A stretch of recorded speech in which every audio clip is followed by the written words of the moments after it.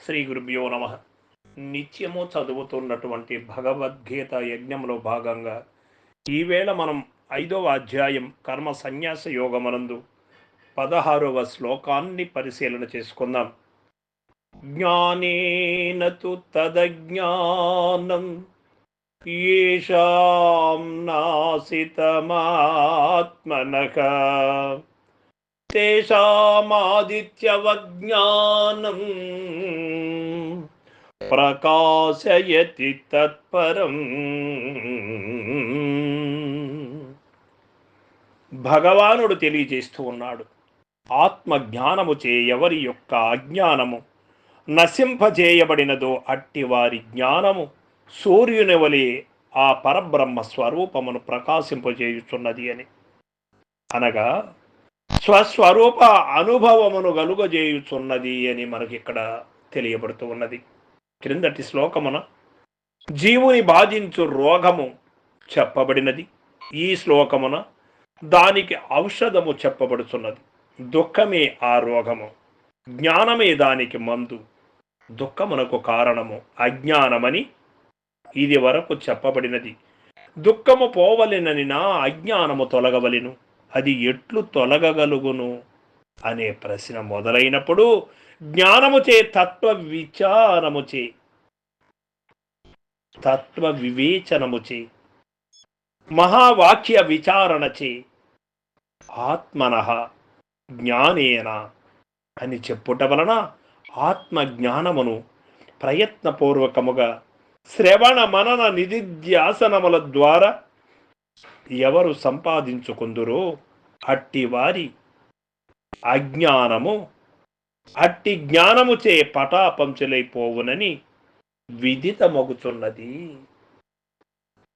ఆదిత్యవత్తు అనగా దట్టమైన మేఘముచే సూర్యుడు కప్పబడి ఉన్నప్పుడు లోకము అంధకార బంధరమయుండును. కానీ గొప్ప జుంజుమారుతముచే ఆ మేఘము తొలగిపోవునప్పుడు సూర్యుడు స్వతః సిద్ధముగానే దేదీప్యమానముగా ప్రకాశించును కదా. తత్ఫలితముగా అంధకారము నశించును కదా. అట్లే ఆత్మవస్తువు సూర్యుని వలె స్వతః ప్రకాశమానమై విరాజిల్లుచున్నది.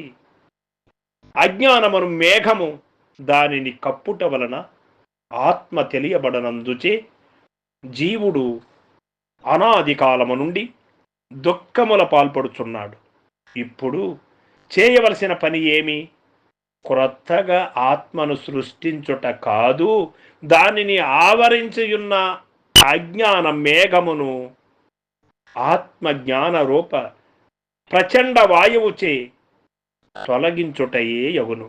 అత్తరి ఆత్మరూప ఆదిత్యుడు సువ్యక్తమై చెన్నుందును, అది మోక్షస్థితి అని మనకు తెలియబడుతూ ఉన్నది. లేక సూర్యుడు సర్వ వస్తువులను ప్రకాశింపజేయునట్లు జ్ఞానముచే అజ్ఞానము తొలగింపబడిన వారి అందు ఆ జ్ఞానము పరమాత్మను ప్రకాశింపచేయుచున్నది, అనుభూతముగా వింపుచున్నది అని అర్థం. పరమాత్మని చూడడానికి ఎవరికీ వీలు లేదు. ఎందుచేత అంటే ఆయన రూపాతీతుడు, గుణాతీతుడు, భావాతీతుడు, ఏమి ఆకారము లేనివాడు గనక ఆయనని మనం ఎట్లా అంటే అనుభూతము గావింపజేయుతున్నది కానీ ఇక చూడడానికి వీలు లేదు. జ్ఞానము పరమాత్మను ప్రకాశింపజేయుతున్నదని చెప్పినప్పుడు పరమాత్మ జడమని అర్థము కాదు. అది స్వయం ప్రకాశమైనది. దానిని ప్రకాశింపజేయుటకు మరి ఒక పదార్థం అవసరము లేదు. తస్య భాష సర్వమిదం విభాతి అని చెప్పినట్లు దాని వలననే అన్నియు ప్రకాశించుతున్నవి. కావున జ్ఞాన రూప బుద్ధి వృత్తి వలన అజ్ఞాన వృత్తి నశింప అధిష్టానమగు ఆత్మ జీవున కనుభూతమగుతున్నది. జ్ఞానము ఆత్మను ప్రకాశింపజేయుతున్నది అను దాని అర్థము దీపముపై కుండ బొర్లించి ఉన్నప్పుడు దీప ప్రకాశము బయటకు కనిపించదు కదా. ఇదియే అజ్ఞాన స్థితి. కర్రచే కుండను బ్రద్దలు కొట్టినప్పుడు దీపము తానంతట అదియే వ్యక్తమగును కదా, ప్రకాశించుతున్నది కదా. కావున జ్ఞాన రూప బుద్ధి వృత్తి వలన అజ్ఞాన వృత్తి నశింప అధిష్టానమగు ఆత్మ జీవునకు అనుభూతమగుచున్నదని చెప్పబడును. జ్ఞానము ఆత్మను ప్రకాశింపజేయుచున్నది అను దాని అర్థము ఇది.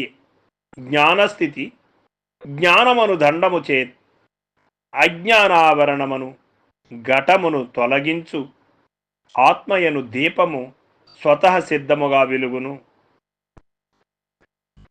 సువ్యక్తమగును. కాబట్టి జీవులు అనాది మోహము నుండి తప్పించుకొని దుఃఖరహితులు కావలెనని ఆత్మజ్ఞానం అత్యవశ్యకమని ఈ శ్లోకము ద్వారా స్పష్టపడుతున్నది.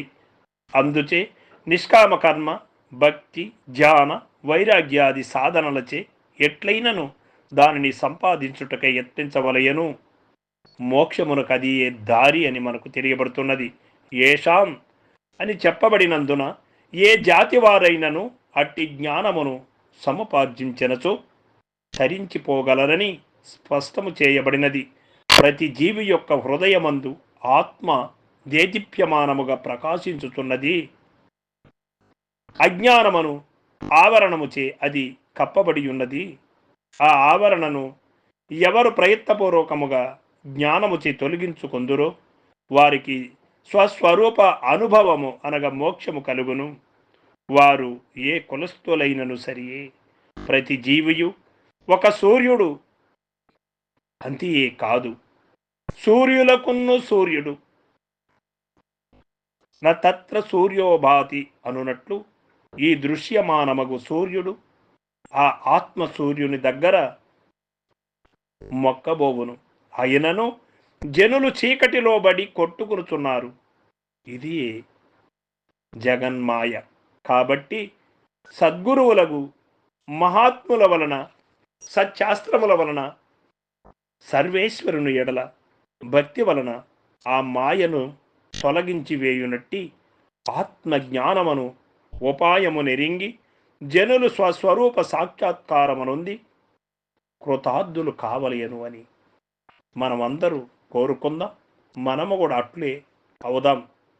తత్పరం ఆ పరబ్రహ్మ స్వరూపమును ఆ పరబ్రహ్మ స్వరూపం లేక తత్ ఆ అజ్ఞానము కంటే పరం వేరొక పరమాత్మను అజ్ఞానము కంటే వేరుగా ఉన్నది అంటే అజ్ఞానము తొలగితే ఉన్నది జ్ఞానమే, అది పరమాత్మ.